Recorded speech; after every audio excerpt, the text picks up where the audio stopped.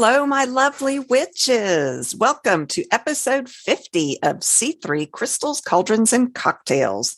I'm River Kane, and it is just me again this week. Ren is swamped as usual.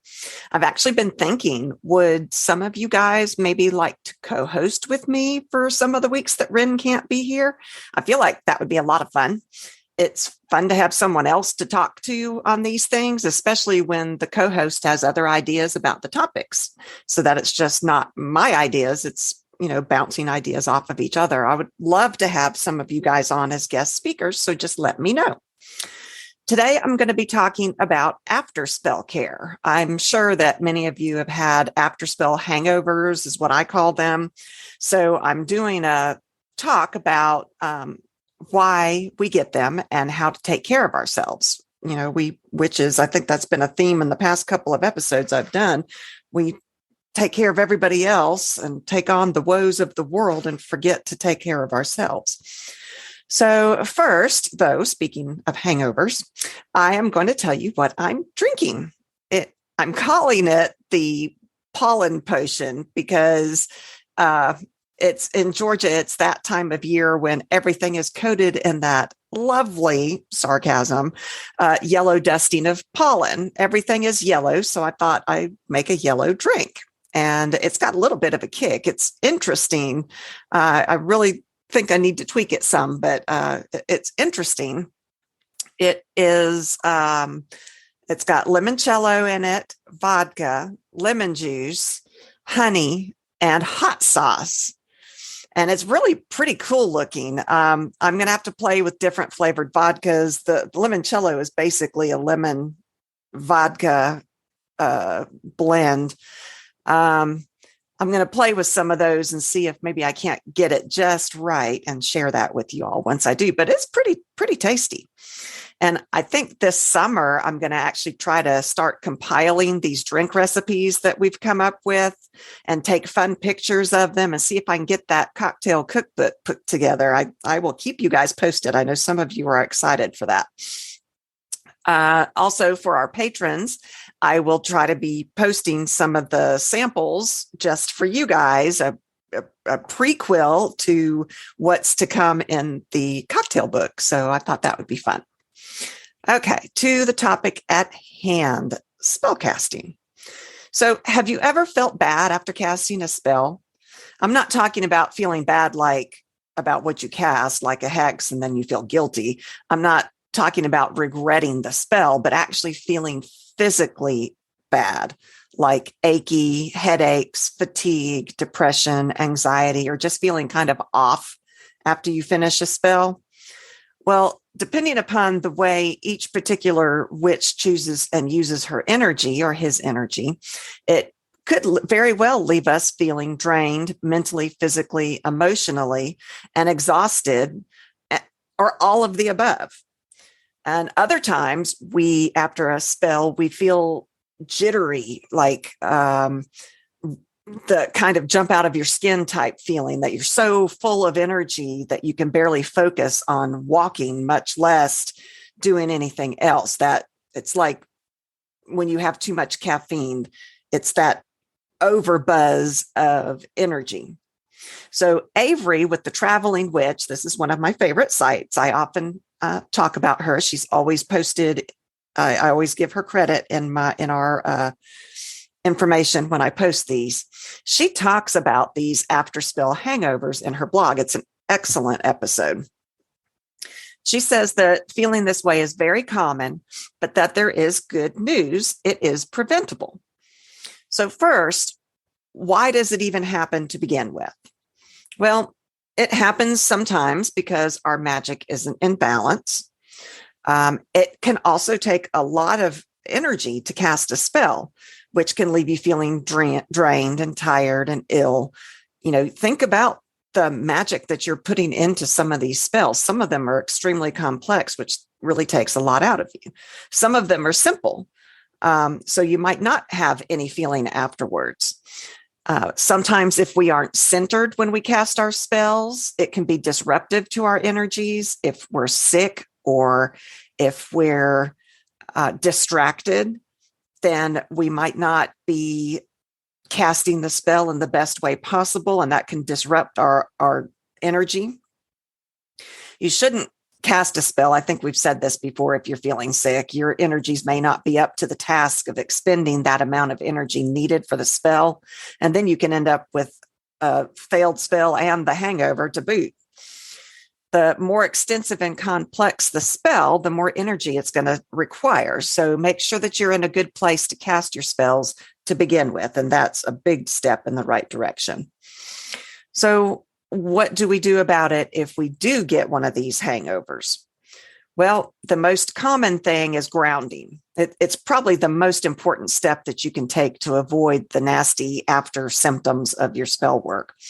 Essentially, if you're overcharged, like that buzzing I was talking about, hopefully you know what I'm talking about, grounding will actually allow you to get that excess energy out of your body and into the earth. If you've lost a lot of energy, grounding allows the energy to flow from the earth back into you. It's a method of balancing and equalizing your flow of energy. The next way is cleansing. You should generally cleanse before and after spell work anyway, which I think a lot of us probably do.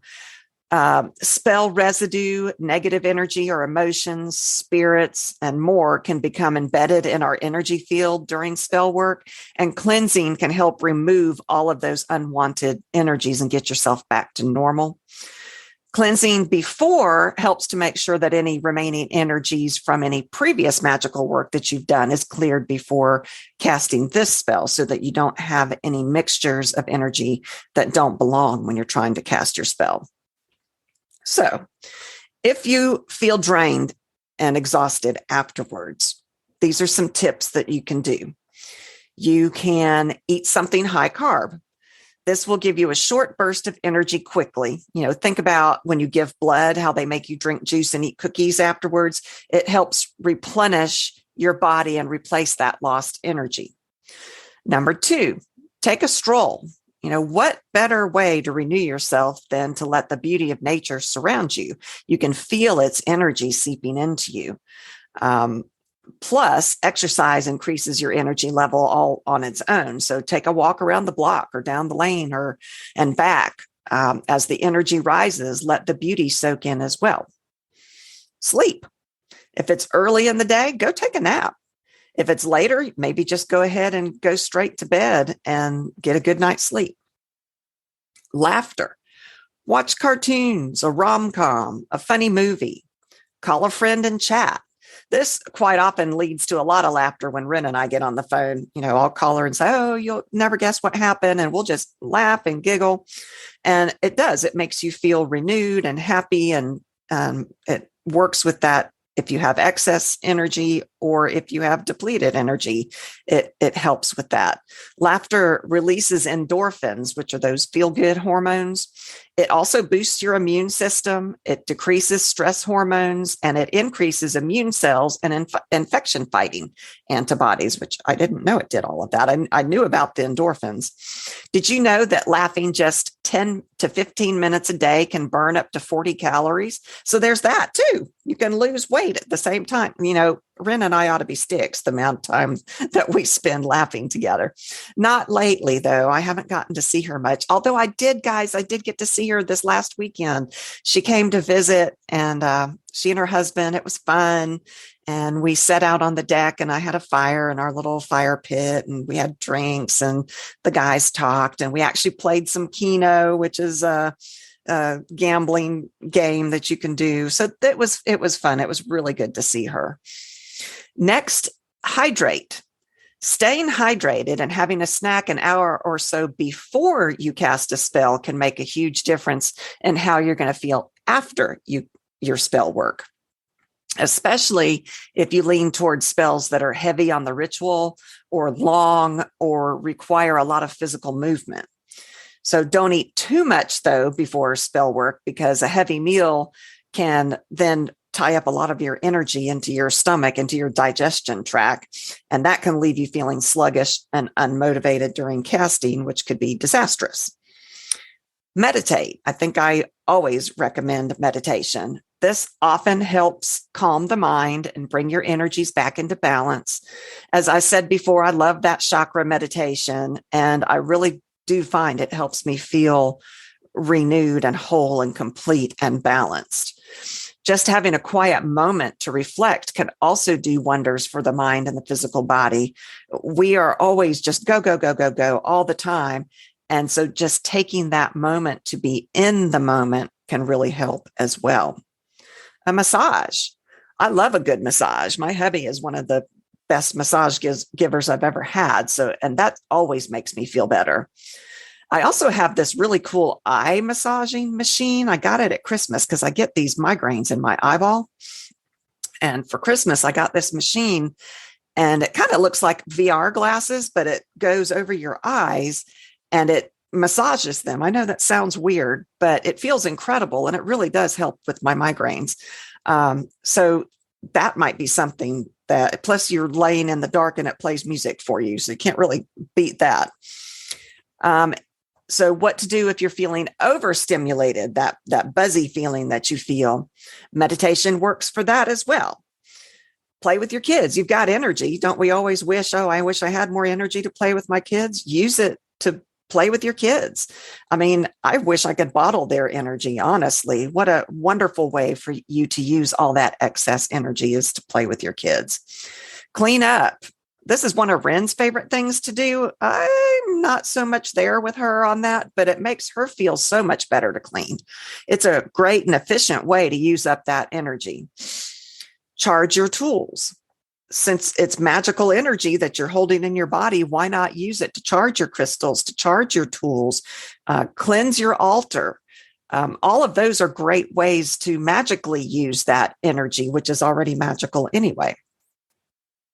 A hot shower, getting in the hot tub, going swimming, any kind of water. This one is awesome. So take a hot shower, sit in a hot tub. This just really does wonderful things for your mental and physical health. And while you're at it, why not use your energy on a sigil while you shower? Water in general is a great way to expend energy. Showers and rain can cleanse your aura. Maybe you have access to a swimming pool, which would be wonderful. Water can help get rid of that energy and still make you feel energetic and happy. If you simply have too much energy, go ahead and cast another spell or make a ritual with that energy. Move on and do more magic. Be mindful of what spell you're casting, though, because if the energy that you've built up is going to be tied to the spell that you cast before, even if you've cleansed. So look for rituals and spells that are companion, that's not the right word, to the energy that you've built, that go to get complement. That's the word I'm looking for, that complement the spell that you used before. Sometimes you're too jittery to even focus on another spell. But if not, that is a great way to expend energy. This next one is sex. I mean, obviously, enough said, duh. So I did come across some tips for witches. This one witch, this is what she said.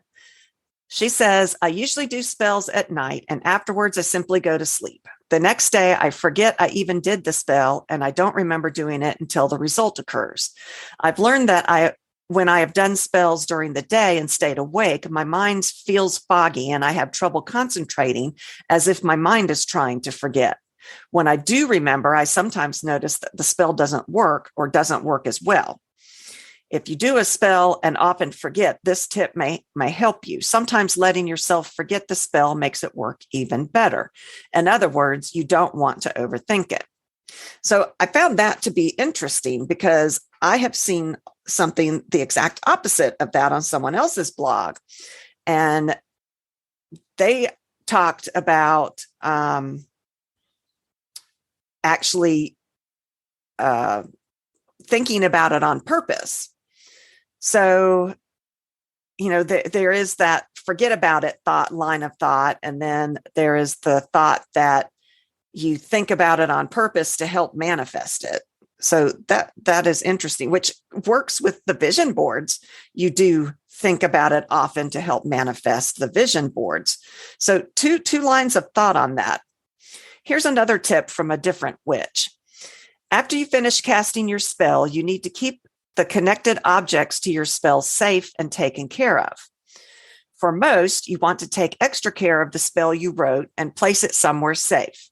In terms of knowing whether or not your spell works will depend on the coming days and weeks. You will not immediately know if your spell worked. You will have to allow the energy of the spell to take its place and wait. A common mistake that many witches make after casting a spell is obsessing over it working or not. This is a form of negative energy that will interfere with the magic of the spell and thus result in a failed spell. The best thing you can do is leave it be and not think about it. Let nature take its course. You will find out if your spell was casted correctly through time. Time will tell if the spell you cast worked or failed. So I thought that was interesting. That's another one saying, cast it, forget about it, let it do its own thing, as opposed to, reminding yourself about it. They're saying that could actually interfere with the spell, which kind of makes sense because you've cast it, you've released it out into the energy, let it do its thing, as opposed to, anytime I think you bring attention to it again, you're retracting that energy back to yourself. So just let it go. So that's all I've got on after spell care. I think it's just like any other after type care, aftercare from surgery, aftercare from any expenditure that you do is always a must, so think of spell casting the same way. Take care of yourself. Thanks so much for listening, you guys. I know this one is a little bit short. It's really hard to talk nonstop without Ren. We could talk for hours together, but alone, I'm finding it a little bit difficult. You can find us at www.c3witchypodcast.com. There you can find our episodes, links to our social media. We're on TikTok, Instagram, Facebook, and Twitter. You can also find our merchandise, our blog, and our latest newsletter, which I still haven't put up for April yet. So March's is still up there, but I'm working on it. If you like our podcast, then think about supporting us. You can find the link to our Patreon on the very first page of our website, or you can go to www.patreon.com. That's patreon.com/C3 Witchy Podcast. Any help you can give us would be greatly, greatly, greatly appreciated.